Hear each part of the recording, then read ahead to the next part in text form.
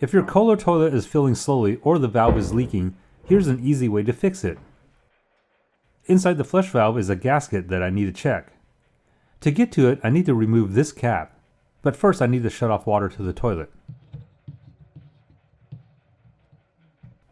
Now I need to grab onto the tube below so it doesn't move. Then push down and turn the cap counterclockwise. Then remove the rubber seal underneath.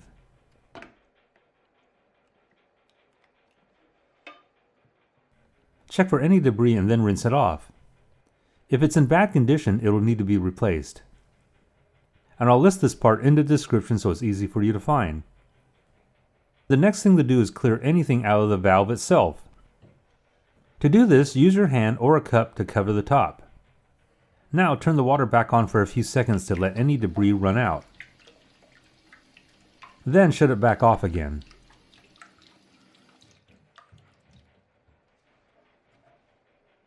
When reinstalling the seal, make sure the long part is inserted into the pin. At this point, I can twist the cap back on.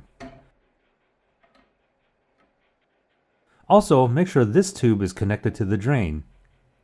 Mine actually slipped off while I was working on this. Now I can turn the water back on and the toilet should be filling like normal again.